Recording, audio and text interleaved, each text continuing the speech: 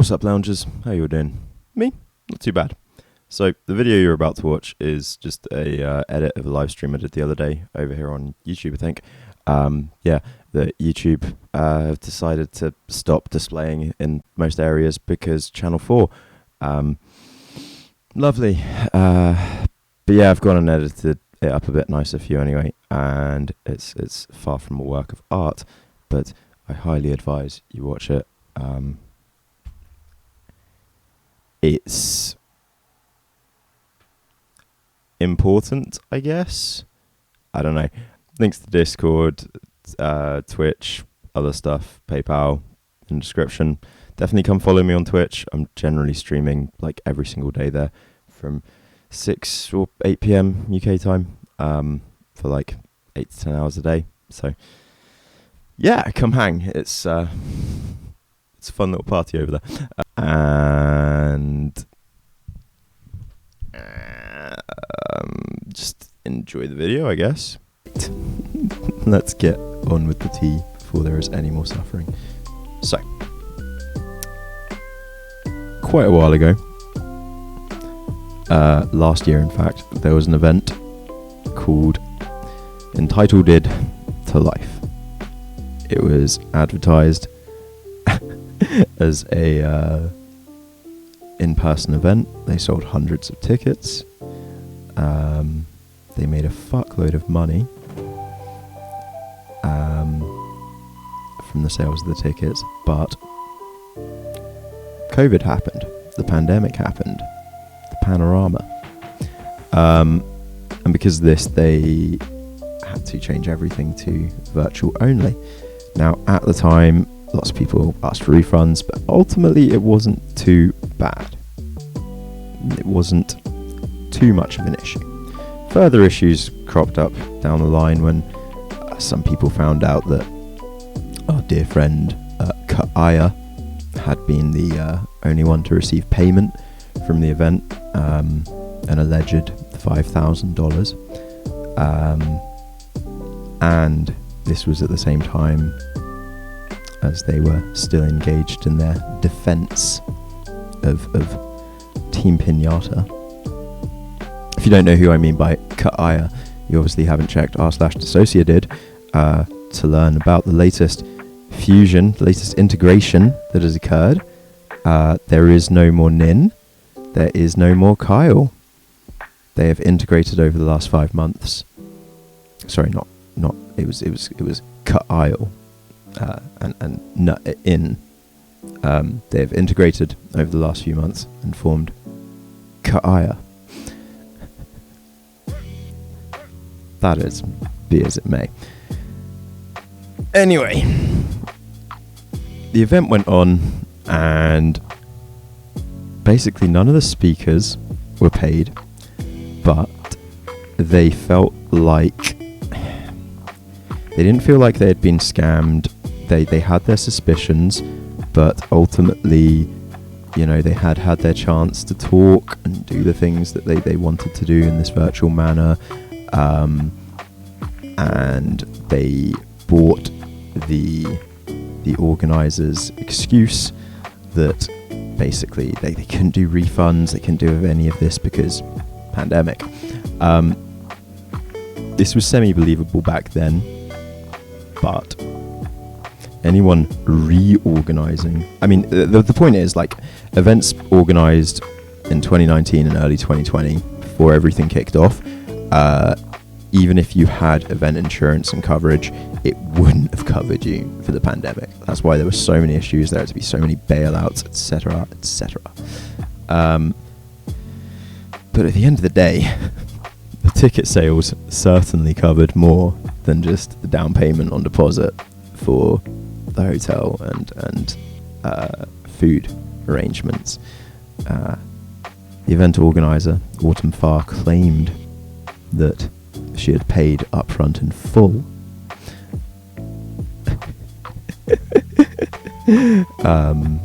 She claimed that she had paid upfront in full and thus couldn't get any money back, but who the fuck does that? Nah, you put down a deposit, stop chatting shit. People believed it. They believed it. it had raised a lot of goodwill in the community. It felt like a success, ultimately. The fact that Autumn Var continued to sell recordings of the event on her website, Trois Magazine, for $30 a pop, which didn't go anywhere other than straight into her pocket. You know, they could forgive that, I suppose. And thus, when she reached out to various DID creators, professionals within the field to proclaim and advertise a second event, another EntitleDID to Life conference and convention to be held in 2021, she got quite a few people to sign on board. Now this time, as the pandemic was going on, you'd have thought a few more protections might have been put in place. Maybe. Just maybe. She was organising the event. I mean, it's organised to be in San Francisco, California, which is well known to be a very liberal, left-leaning state in America, and as thus has been one of the states to have some of the strictest policies regarding the pandemic. So to just naively assume when she was organising this event, straight after the previous event, I believe it was announced in January or something this year, whilst the pandemic was still going on, vaccines had yet to be rolled out, to try and organise a secondary event, whilst America was still under the leadership of Donald Trump, might strike you as daft, perhaps, you know, to try and do something in San Francisco there. Not the best idea, really. But I would assume that you'd get event coverage this time and insurance, so that should you need to change things last minute, you can at least offer good refunds and things. Right?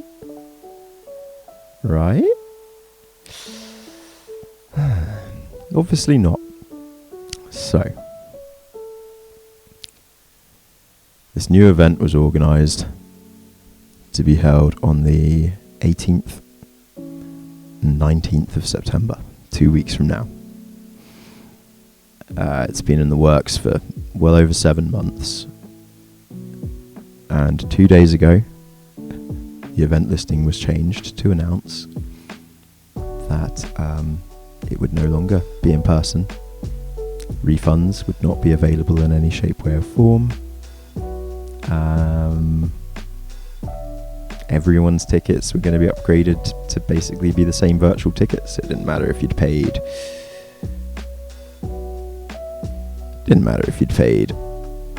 $25 or $295. Who gives a shit? All tickets will be upgraded to the same. So that's pretty cool if you only pay $25.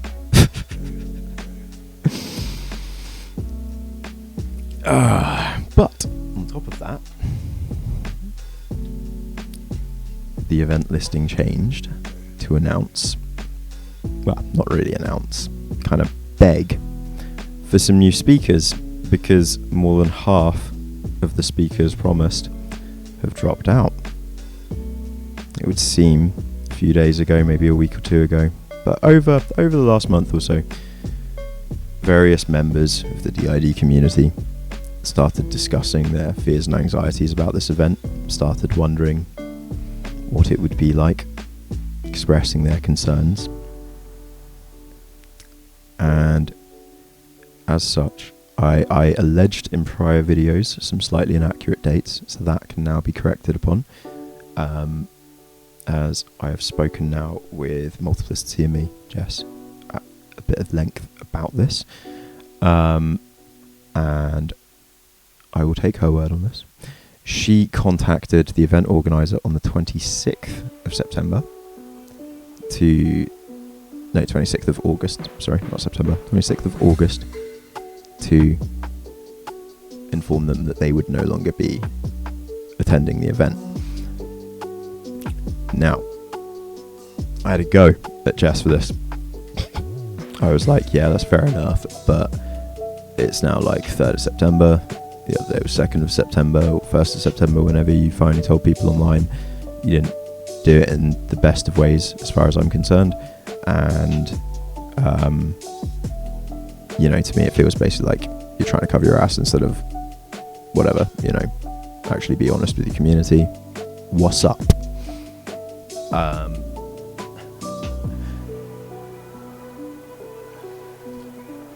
To her credit, we had a good conversation. So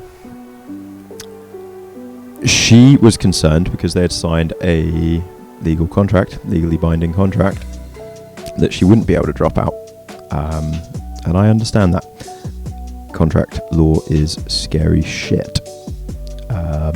Especially when you don't understand contract law fully. It can be very intimidating. So she was really concerned that if she announced she dropped out, that could be seen in some way to be sabotaging the convention, the event, and thus if she dropped out before it was okayed by the event organisers, considering there had been a contract signed, that could lead her to significant legal trouble. And I am willing to accept that. Okay. I did have a lot of my own suspicions at first, as I say. I was like, honestly, I think you're just trying to protect your own ass here and avoid drama. But I kind of get that. I can understand that one.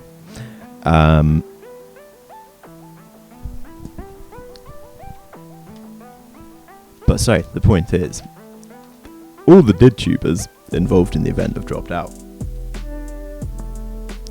None of them did announce anything about it until over a week later, or about a week later. And that's all a little bit iffy as far as I am concerned. Could be legal stuff involved, but I don't know. Jess also told me that she has not yet heard back from the organiser, Autumn Far. So, yeah. It isn't great. That is the surface level of this tea. Okay? That is a slight sip upon the cup of tea. For now, it kind of goes a little bit deeper and further. And again, so in response to you, Clary, there, totally get that, although people shouldn't sign contracts without understanding them insofar as what the implications are. Not hating on Jess, I'm just saying. Yeah. She agrees she done goofed, basically. She fucked up. And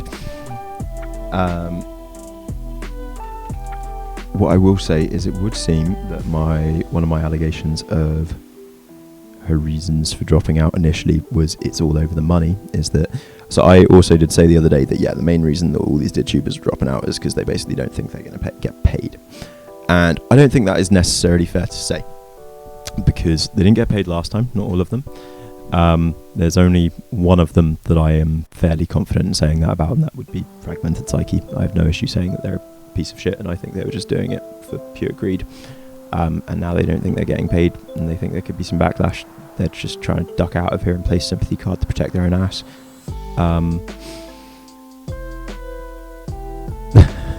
To be blunt. But when we were talking, before I actually mentioned a certain name, Jess also mentioned to me one of her reasons for dropping. It was basically simultaneously to as I mentioned a certain name, she also said a certain name. Had inspired her reasons for not wanting to attend this. And she did admit that, yeah, she should have maybe looked into everything about this event a lot more.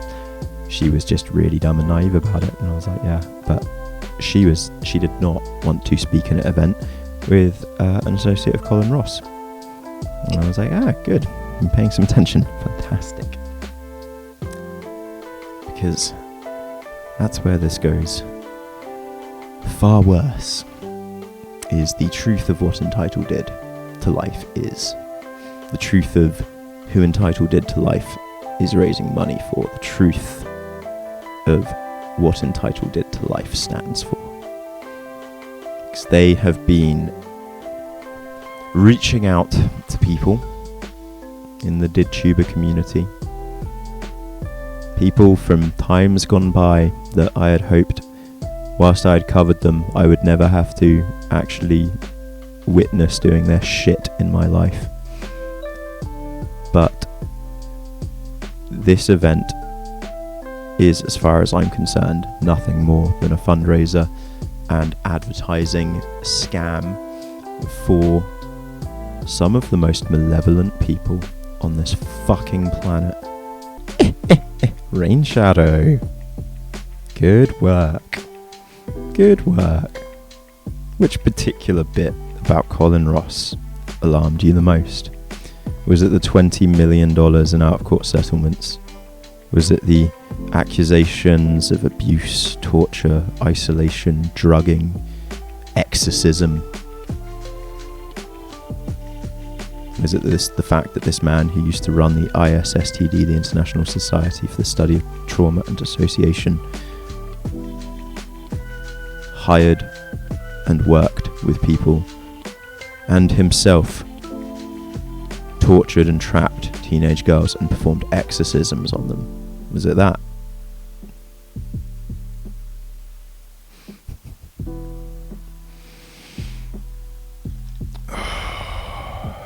Definitely stay tuned. Do not go, even if you think, oh my god, I know all this and I've heard everything, because there is a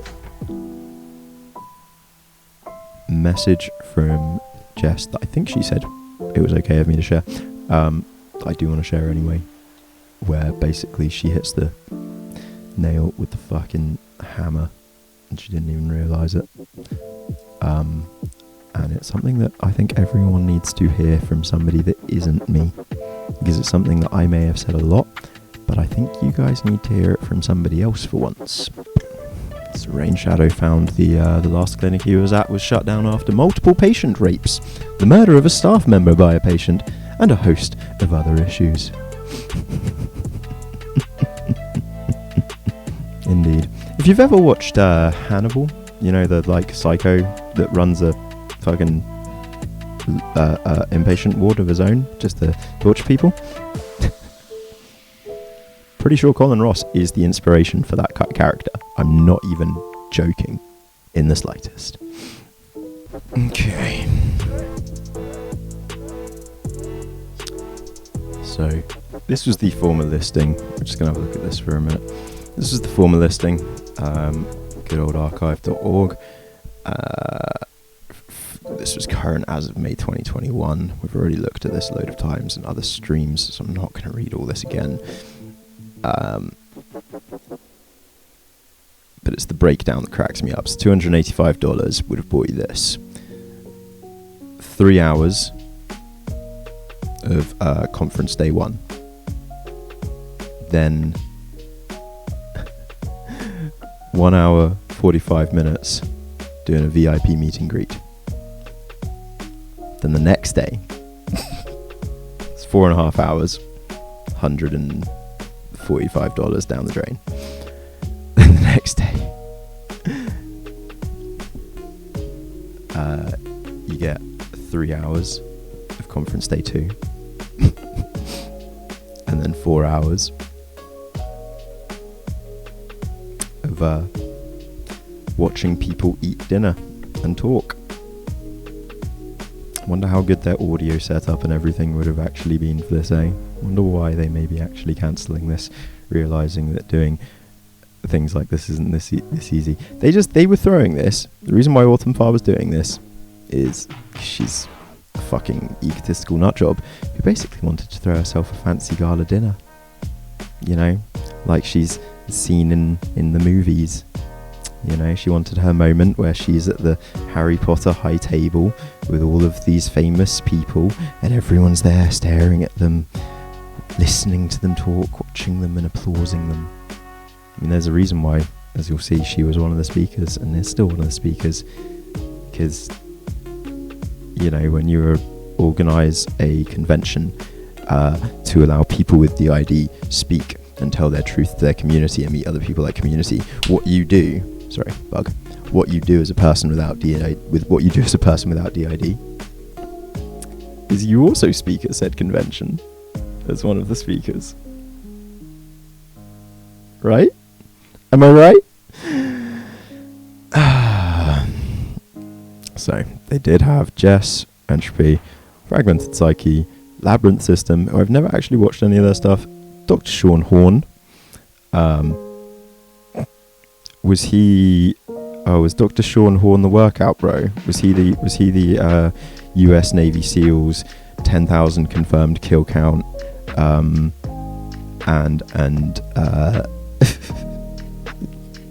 Fucking, was he that one? Or was that a different one?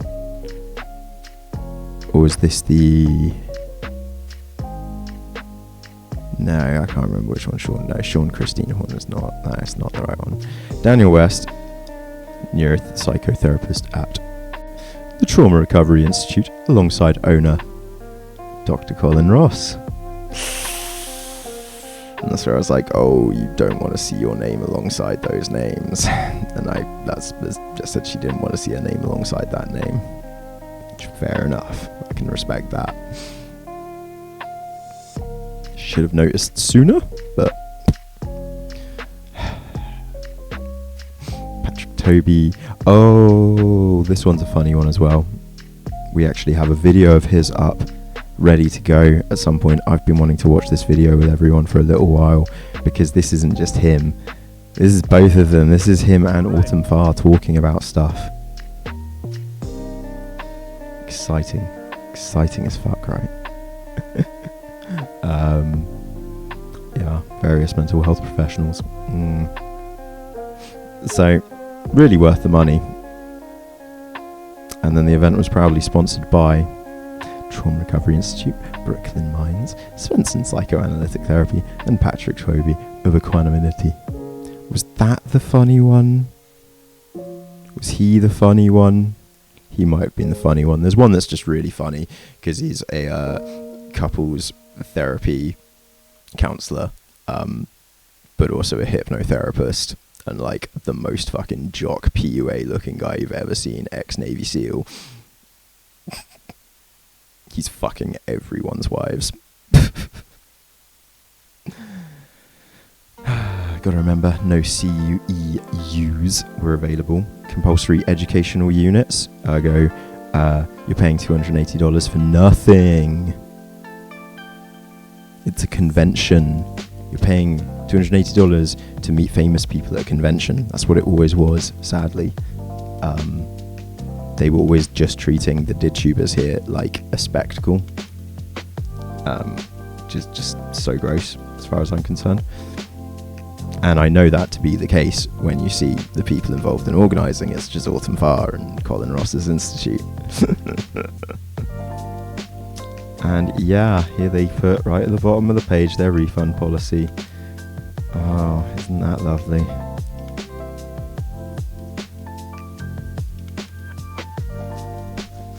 No refund or refund alternatives available after 15 days. I'm pretty sure in the UK that would not be legal. So I do not know how they're doing this. You need to at least offer a 30-day refund satisfaction offer. I'm pretty sure in the UK on like anything, but I don't know. I could be wrong. It's so shady. It's so fucking slim shady. It's mad. I've never quite seen a disclaimer like it. They had to update it to allow, like, there we go. They did. Oh, it must not have been legal because they had to update it June 15th. 0 to 30 days after purchase, full refund. Yeah, they must have had to fucking update it. But then, yeah, and then after that, they have their links to good old Danielle of Trauma Detox and the Ross Institute, Colin Ross. Oh.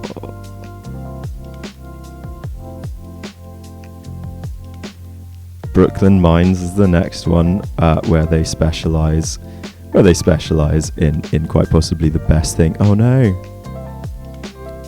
Where they specialize in quite possibly the best thing I've ever heard of. Are you ready to see the best thing you've ever heard of?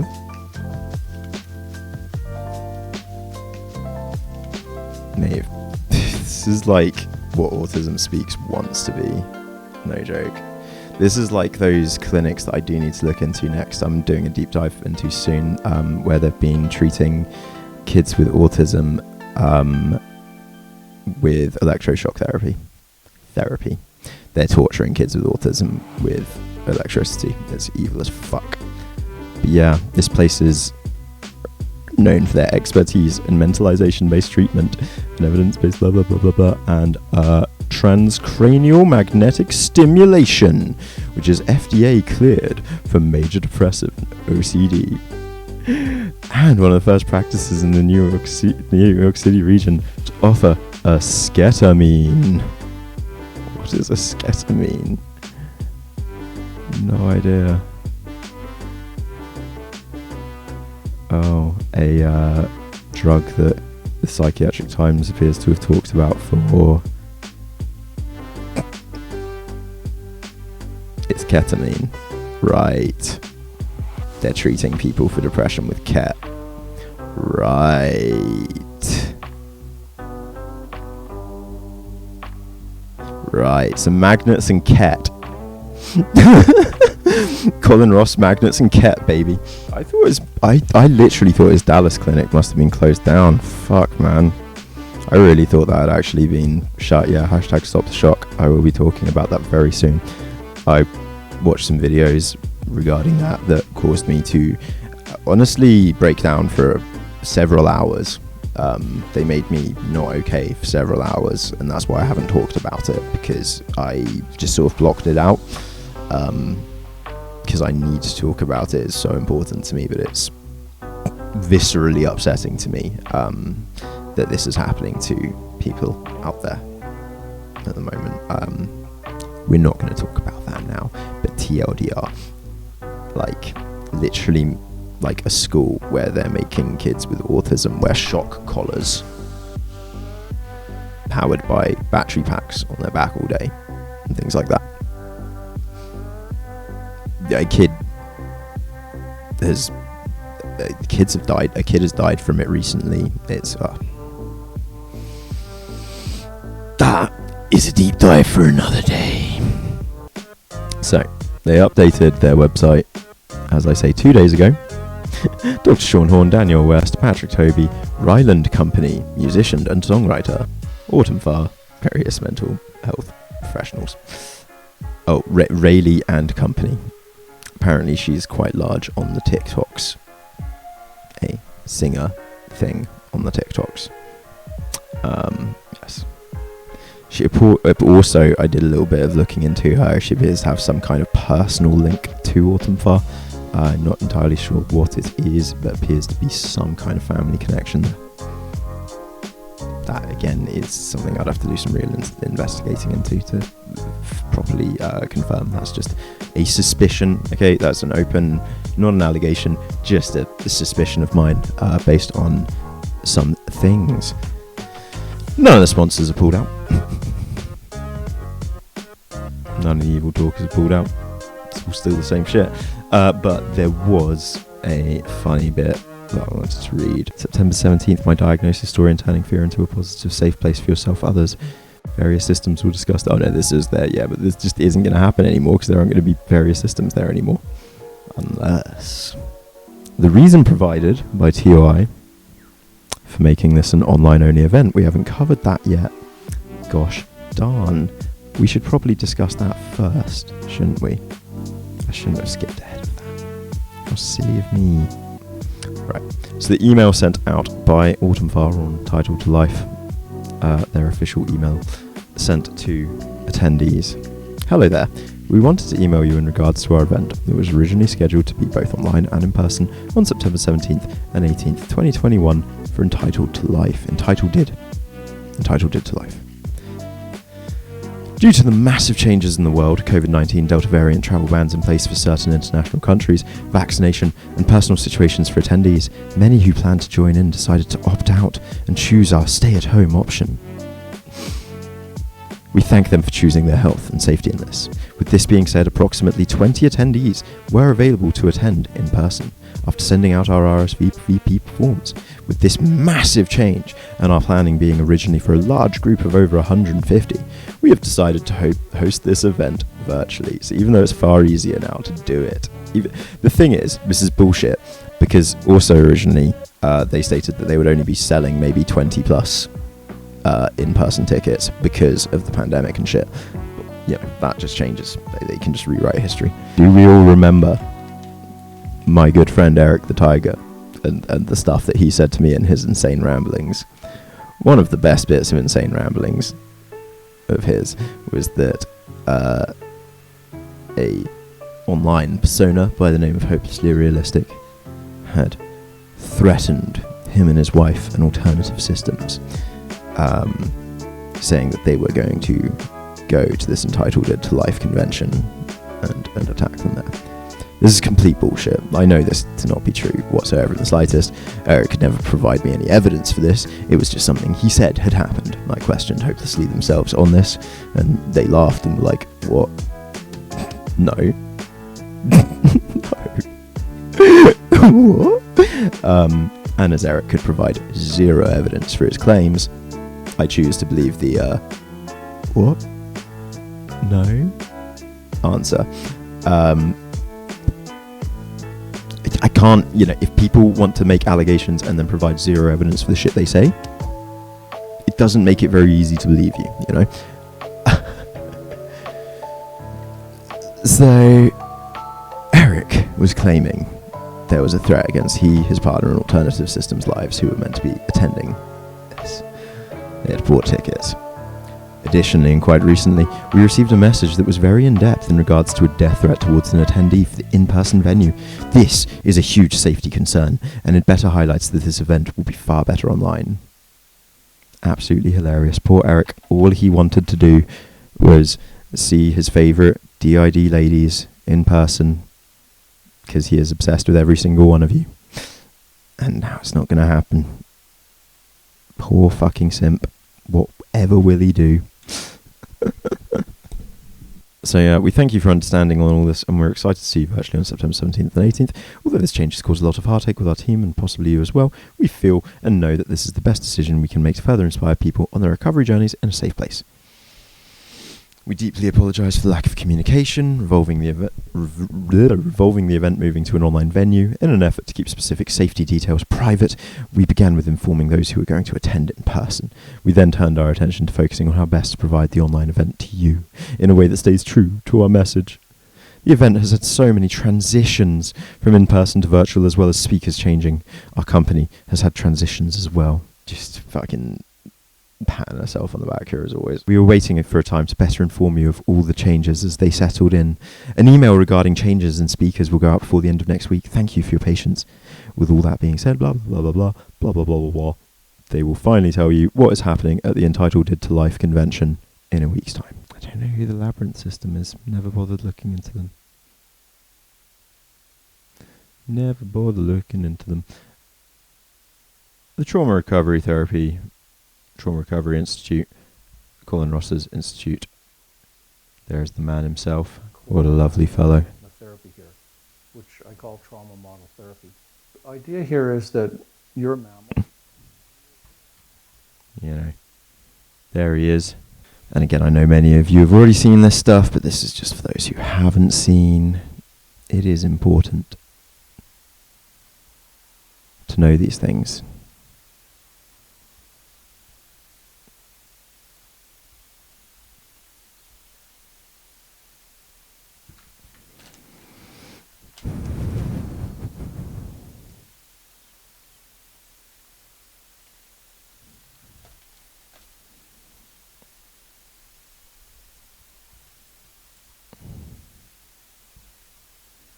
Does Colin Ross genuinely believe he can shoot lasers from his eyes? Is Colin Ross insane? How has Colin Ross written stuff that has convinced people he is smart? There are many questions I'm not sure I'll ever be able to answer, and that saddens me in this world. It really truly does. I wish I could know everything. If the abductions are real, it appears that the human race is being used as breeders with amnesia for the human participation implanted hypnotically by the aliens. There is a connection of some kind between UFO abductions and the use of women as breeders for satanic cults. Don't ever let yourself forget that these people, that this person headed the ISSTD, was friends with Valerie Sinerson. Valerie Sinerson has trained and spent a week at Ross's Institute during the time period after which various lawsuits were established. He was part of the ISSTD at the same time and head of the ISSTD, one of the heads at the same time as Remy, Onno van der Hart, Neil House. They are all horrifically connected. All they're interested in at something like this, attending something like this, is the opportunity to acquire more samples. I don't think he would ever view any of you as a patient or a person or a human. Case studies, samples, experiments, like, that's who he is. Ash performed exorcisms by putting his hand upon Miss Teo's head and calling for the demons to leave her body. Miss Teo became increasingly afraid of Ash as he repeatedly attempted to exorcise the demon during therapy sessions. Furthermore, during the course of her treatment with Ash, Miss Teo became increasingly disturbed and suicidal as she came to believe, through the emphasis upon and reinforcement of her recovered memories, that she had participated in ritual murders, cannibalism, Satan worship, and torture by members of her family and the satanic cult. Whilst under these people's care, Miss Teo was allowed to carve Satan's body on herself and cut an inverted cross across her entire upper torso on the March 4th, 1992. Whenever Miss Teo acted out in this fashion or appeared out of control in any way, she was forcibly carried by charter employees into the quiet room, where she was physically restrained against her will. Whilst restrained, she was given injections in the hip to calm her down. Like Stephen, described above, several of Miss Teo's alleged alters recalled memories of cult participation during her hospitalization at charter. For example, an alleged alter, Morza, recalled memories of satanic ritual where a man was nailed to an inverted cross, dismembered, and burnt. Supposedly in the same ceremony, a young woman was also dismembered, and Morza allegedly killed and ate the blood and flesh of a sacrificed infant. Subsequently, she was allegedly married to and raped by the devil. Again, Miss Teo constantly questioned the veracity of such memories or the existence of any alternate personalities. She was appalled and incredulous that she could even commit murder and participate in cannibalism, but she was repeatedly assured by Ash and her other treating counsellors, physicians and charter personnel, most or all of whom were charter employees, that she did have multiple personalities and the memories of these alters were in fact true. As a result of the improper hypnotic, suggestive and coercive techniques used, Miss Teo came to believe these horrendous memories. For example, whilst in charter, Miss Teo remembered becoming pregnant and giving birth to multiple children fathered by Miss Teo's own father. She also remembered sacrificing these children to the cult and ingesting their blood and flesh. Yeah, seriously, this clinic is literally the inspiration for the fucking, maybe not the books, but the Hannibal series. Not even a motherfucking joke. Ash, Ross and Sapman told Miss Teo that these memories were true and were common experiences for individuals involved in SRA. Yeah. And Ross is the same person that taught Sinerson, and then Sinerson then spread this shit all around the lounge. Furthermore, she remembered that she miscarried one of these children and that the child fell from Miss Teo's body into the toilet, at which time Miss Teo's mother allegedly flushed the fetus away. Hey, guys, do you remember that interview with Valerie Sinerson where she talked about a patient that she once had who once had a miscarriage and had to flush the fetus down the toilet? At one point during her hospitalization, Miss Teo asked Ross for his help in determining whether or not she was MPD, and she expressed her concern regarding Ash's exorcisms. By this time, Miss Teo was distraught and depressed as a result of the trauma inflicted by Ash's therapy. She was suicidal, and her physical condition had also deteriorated greatly. She had not eaten solid foods for about 2 weeks. Ross confirmed the MPD diagnosis without conducting any appropriate tests, and without any legitimate basis for doing so, and he assured her that he would speak with Ash about stopping the exorcisms. When Ash's behaviour did not change, Miss Teo requested Ross become her treating therapist instead. From that point on, Teo saw Ross and Grundman for counselling and psychotherapy concurrently. Ross and Grundman recklessly and uncritically accepted Ash and Stanley's diagnosis and failed to perform available and competent tests, which may have disclosed the true nature of Miss Teo's mental condition. Ross and Grundman both worked to attempt to identify even more alters, as well as fragment alters.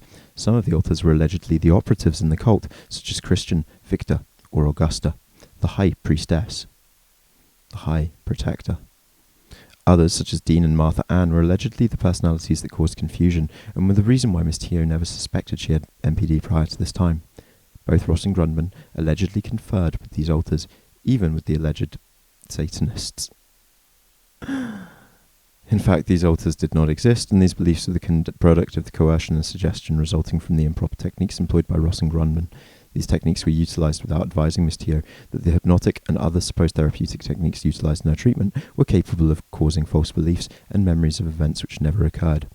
Because unsurprisingly, when you're in a psychiatric inpatient and you have 2 doctors hypnotising you and doping you, there have been reports of upwards of 1,600 milligrams of neuroleptics, such as quetiapine. I'm on 50 to 100. It's pretty easy to convince people of shit. They tortured this woman for months. They destroyed her family. It goes on and on and on and on and on and on and on. In all likelihood, she will be physically and mentally scarred for life. Her entire past has been questioned and rewritten. Furthermore, as a result, Miss Teo's whole sense of identity has been destroyed. She continues to need psychological counselling as a result of the situation, and will continue to need such counselling for the foreseeable future. Unfortunately, concealment. They basically broke every kind of medical malpractice procedure you possibly could, and they're still in business.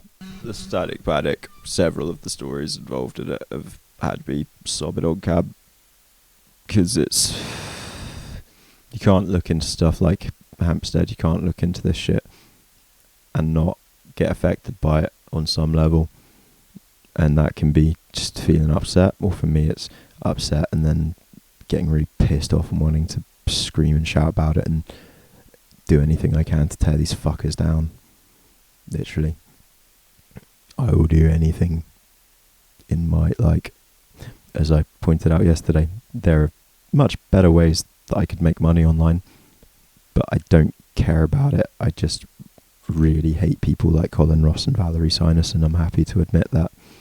I loathe them and what they've done to this world and what they've done to people. Absolutely loathe them for it. They have hurt so many countless people. It's unimaginable, to be honest. It's actually crazy, because there's hurting people through your physical actions and stuff, and then there's hurting people through influence, through the power of influence and power itself.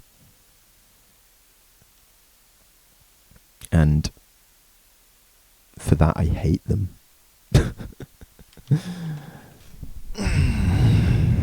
Hello.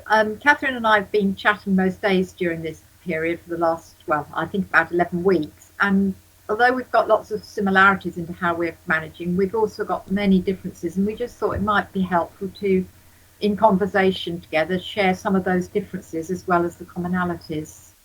Ooh, they're feeling sad and left out that they're not getting attention anymore. Wowza. So these two, Melanie Goodwin and Catherine Livingston, were Remy Aquarone's 2 first patients that came out as being as patients with DID, basically, and then set up FPP, first person plural, the UK's only DID charity. They set up FPP together with Remy Aquarone, the 3 of them. These days they never show their faces. They're kind of they're both kind of famous for how little they show their faces. Interesting. We've both got very different setups. I've got a husband, and I'm lucky I've got a garden and one thing and another. And for you, Catherine, it's very different, isn't it? Yeah, I live on my own, apart from those people's in my head. And although I've got a garden, it's not very well maintained, so it's not kind of sort Just a bit of did bants for you. She's alone other than the people in her head. of it's not really usable as a kind of sort of a relaxation. But for me, living alone, I mean, I'm more fortunate than many because, you know, I've got people who support me. I'm not totally alone, but I haven't got any, you know, I haven't had anybody in my house for 11 weeks, and I haven't, well, almost not been outside. All by myself. She don't wanna be all by herself anymore. Anymore. Anymore. Anymore. Anymore. At all, because I'm also shielding, meaning that, you know, I'm supposed not to go out at all because of a physical health problem I've got. And also, you usually have Jane, your support worker, with you. It's about 22 hours a week, I believe, isn't it? And you haven't been together now for those 11 weeks, have you? No, we've had to manage that because also, I mean, I'm Jane. So those two people are kind of the devil as well. That's why I shit on them so happily. I'm not just bullying old people. Why are they kind of the devil? Because they, along with Remy Apgarin, are the ones that brainwashed people like Chloe. Because I hate Chloe too, but not nearly as much. I don't really hate Chloe. I find her funny is the point. Chloe is just kind of funny. She just got way too much attention that she should have never had. And she has done harm by bringing attention to these people. But the real harm is that these people run a charity that the government hasn't shut down yet. They can't, this can't be a charity. You can't, on your homepage, advertise, "We strongly believe in blah, blah, blah, blah, blah. This includes working cooperatively with a number of charities and networking groups, e.g. TST, RAINS, NAPAC." And that's where you say to me, "But who are RAINS? What is this RAINS you speaketh of? What does that mean?" They have a selection of links. One of the first ones being the Pottergate. After that, the clinic, the CTAD clinic. So, the only two clinics in the UK, but, you know, nice bit of advertising there. But they also advertise some great names, such as Neil House, and things like Ritual Abuse Information and Networking Support, RAINS. And you say to me, what are RAINS? If you click that link, it will try to open up your email so that you can email them, hoping that they'll email you the RAINS list. Is Dissociated a part of this? She's, for once, what we're talking about right now, I never would have known about SRA, FPP, Satanic Panic, any of that stuff, if not for Chloe advertising this charity. So in many ways, yes, Chloe is responsible for a lot of the stuff we're seeing in the world right now. She is linked to the success of Twa Magazine's EntitleDID to Life convention, because she was the biggest name at it last year and was the only one paid for her time. So, yeah, we can still say she's involved. And she's coming back anyway, I know it. So if you search for the RAINS list, what you'll eventually find is this. Dr. Joan Coleman's RAINS list. And I've covered this before, but it's always worth looking at again. This is a list of people that she dislikes, that she has attempted to dox. Basically, it's a lot of insanity. A hell of a lot of insanity. She likes to accuse school teachers, politicians, and in general, just anyone who lives near her and in London and all over the place but a lot mainly in the south, of being in a satanic paedophile cult.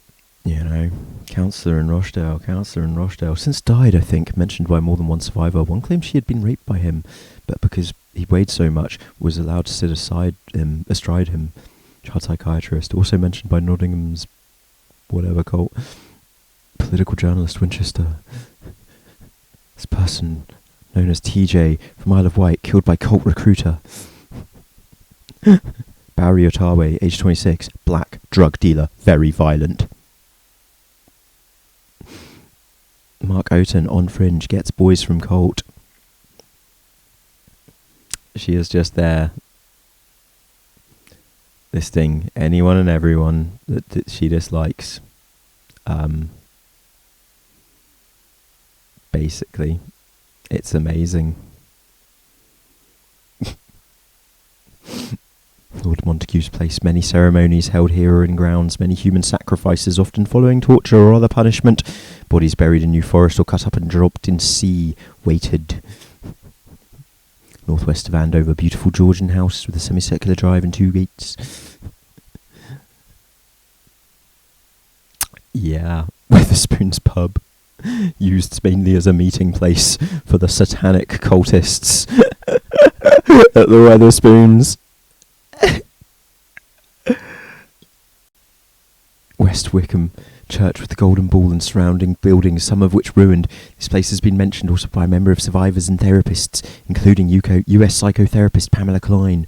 I have been there. It is situated high on the hill above the Hellfire Cave, where the so-called Hellfire Club held meetings. The church has alternating black and white tiles on the floor, and it looks more like a Masonic temple than a church. I am told that ceremonies are still held in the church and nearby ruins, possibly also in the caves. So,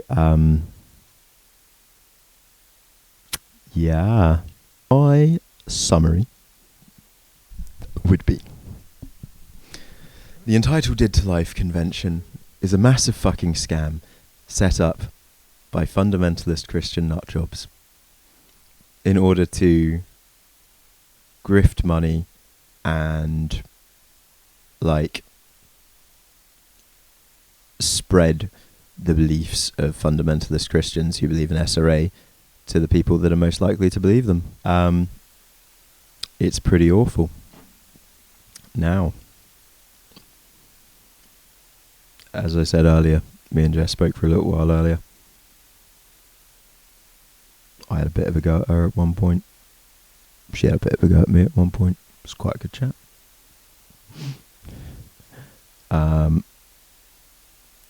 And there was one thing she said, as I said, that really stuck out to me.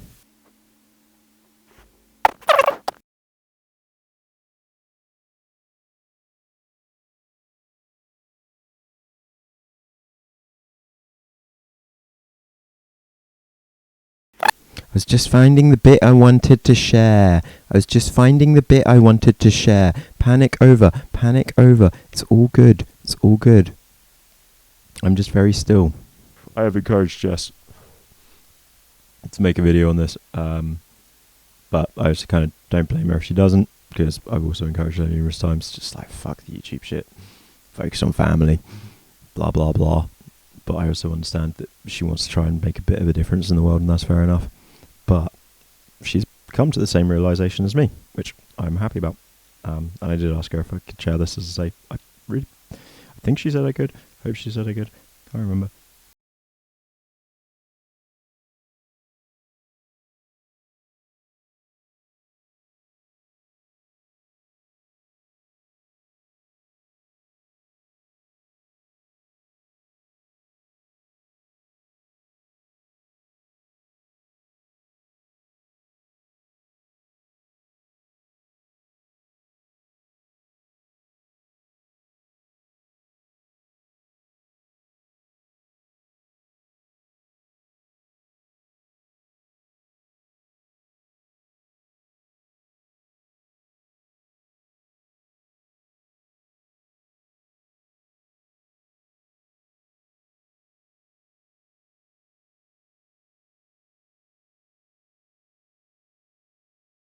And I totally agree. It's really difficult to navigate that situation. What do you do when the history is so jaded, when it's so scarred, when the people involved have not been good people? And I'm really impressed of her to admit that, basically, because she, like, poor fucking Jess, you know, she got treated by Remy Acrone, and then I spilled the shit about Remy, and I know that upset the shit out of her, but she was like, yeah, fuck him, scumbag. I have kids. No. And I was like, that's good. And then I'm like, Sinuson too. And she's like, oh, for fuck's sake, I have half her books. And then I'm like, Onno van der Hart as well. And she's like, fuck's sake, what do I do? And it's like, yeah, I'm afraid they're all fucked. So I did say to her, but dude, you have like a fucking master's in psychology. The fact of the matter is, Valerie Sinuson's a philosopher. Like, you're smarter than these people, probably. You've literally studied it more and have actual qualifications.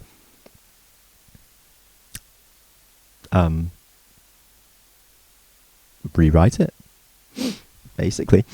The facts of the matter are, Nazi doctors were the first doctors, part of the Nazi medical division, were the first scientists in the world to discover lung cancer was caused by smoking tobacco. And so they stopped their soldiers from smoking, because it made them less fit. They also mandated vaccines. They also discovered so many groundbreaking medical and technological marvels that we do not use reference or respect in the slightest. Scientists came along, good scientists with morals and ethics came along and had to redo all those studies. They had to rewrite all those papers using morals and ethics, because everything they had done had to be scrapped because of the complete lack of morals and ethics. And I feel that way too about all of these scumbags. All their work must be trashed, where it has been written by perverts. You don't let perverts determine the course of science, medicine, and psychology. You know, it's why I fucking hate Freud and Jung and Pierre Genet, because they were all sexist perverts who liked to drug women up on opium and get them to do weird rituals in their gardens involved in hugging trees and most likely gang rape. And they were racists too. Who didn't think black people had developed brains, you know, and couldn't experience the same mental disorders as frail white women. Yet we still name universities after these scumbags, and we still research these cunts. Patent theory is bullshit. All of its fucking research, yes, came from fucking torturing monkeys.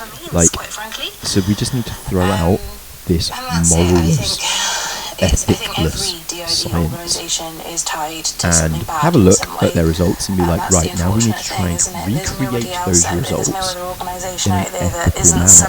And if it can't be done, then that shows their science was shit. If you can't recreate the science in an ethical manner, I guess that's my question as well. It's like, how do you move past it when the resources that are the largest, the biggest, or the ones that, you know, can do something have all these poor attachments and poor ties? Like, what can you do?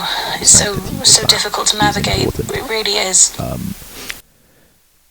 So, it is now the duty, as far as I am concerned, of those who have DID, or those who want to change its future, to write the papers, to do the research and do the work, and never let narcissism, ego, or delusion overcome them. And it must be rewrit, you know? Until a few years ago, it was fun to make women strip and orgasm on stage for hypnotist shows. I did not know that one. Wow. And also, it is hard to be a mental health warrior when you suffer from extreme mental health issues, and that's why most of the psychiatrists I've ever met don't have mental health issues. They might be slightly psychopathic, possibly, but that's it. They don't have mental health issues. You know, like, psychiatrists are fucking hardcore people. And that's the other point. None of the DID literature that is out there has been written by a team of psychiatry, psychology, therapy, counselling. It's not been ever conducted, actually, by a cohesive team that embraces all the schools and all the disciplines that are acceptable and are medically backed. It's always been conducted by individual shit fucks like Colin Ross, Valerie Sinerson, Remy Ackroyd, Neil House, Onno van der Hart. Fucking shitwads who just want to be the next Sigmund Freud. Fucking shitwads who just have ego issues, you know? And it's, It's why I get so scared that this event, this is the point, Debs, is this event was organised by manipulative people without mental health conditions in order to get, in their dream world, hundreds of people with mental health conditions with theoretically with the ID in a room together. I mean, when I've chatted personally to Bobo about that, she was like, yeah, that sounds like literal hell on earth. The stress of that sort of environment, holy fuck, that's not something organised by people who actually have people's mental health in concern. It sucks, Elizabeth, that's fair enough. And it's what's been fucking with Jess as well, and I feel it. It's, you know, you get help, you may have had help from these people on a personal level because of the things that they have written, the things that they have said, but it would help more people if we could distance that knowledge from them. Like, this is where, yeah, people go ahead and rewrite Onno van der Hart's theory of structural dissociation, rewrite it in your own words a little bit better and publish it and fucking go for it. Plagiarize his fucking work to get these people's names detached. If there are working things out there and principles out there, then get these disgusting monsters' names detached from it. But I think in the process, what will be found is that there are better processes to use. There are better systems to use, that their theories may not be the most accurate, that there may be more accurate medical definitions available and diagnostic processes and procedures available. That is the truth of what will occur, you know. They had a little's room, a little space and quiet room for when people were stressed. So all the people having panic attacks would be going to the same room as a whole bunch of people who are age sliding and regressing. They thought that one through. And then there's the other thing. So often I see the very same people who say, you know, medical gatekeeping, oh, these people telling me what my diagnosis is, they don't know, blah, blah, blah. But at the same time, they're then using the theories, arguments and writings of people who don't have your diagnoses or any actual knowledge about you at all as a person, because they've performed exorcisms on you historically, because they've abused you historically. Those people don't know you. Of course they don't. How dare they assume they know you and can write about you and decide what you are? That idea, that principle, that thought does need to be challenged and combated. Not everyone is an obsessive background checker and fact checker like I am, who, when challenged on things, will research things, who will look into the backgrounds of people, who will follow the links. You know, I'm that guy who clicks on a video, and in the first minute of that video, I'm reading the description. I'm that person, and I know most people aren't, but I am that 1 in 1,000 who reads the description on YouTube videos. I know that's not for everyone else, but it is for the people like me, I suppose, to then try and talk about the shit that we notice when we do these deep dives. And all you can do once you know the truth is work hard to avoid the cognitive dissonance that can be so tempting in these moments. To be like, yeah, but does it affect me? Yeah, does it matter to me? And the truth is, of course it does. Of course it fucking does. Descriptions can be oh so telling.